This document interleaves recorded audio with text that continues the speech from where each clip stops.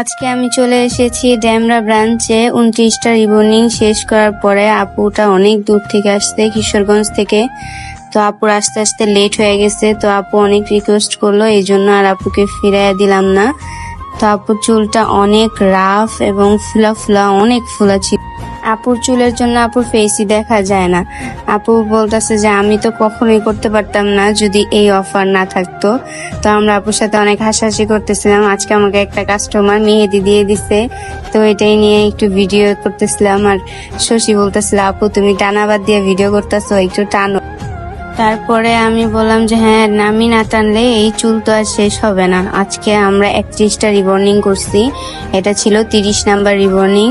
আপু চুল টানতে টানতে আমি ঘামাই, অবস্থা খুবই খারাপ। দেখেন কত ফুলা আর একদম রুক্ষ, চুলটা একদম চুপসে গেছে। মানে বুঝাই যাইতেছে না যে এটা ওই আপুর চুল। আপু তো পুরাই অবাক। এটা ফাইনাল রেজাল্ট ছিল আপুর। আপু দেখে বলে যে আপু এতটা শাইনিং আর এতটা সফট হবে আমি ভাবতেই পারি নাই। কারণ আমার চুল অনেক পার্লারে গেছি, সবাই বলছে 10,000 12,000 অনেক টাকা বলছে। এত সামর্থ্য না থাকার কারণে কখনোই আমার হাজবেন্ডকে সাহস পাইনি বলতে। তো আপনাদের ভিডিওটা দেখে মনে হলো যে না, এবার আমার স্বপ্ন পূরণ হবে।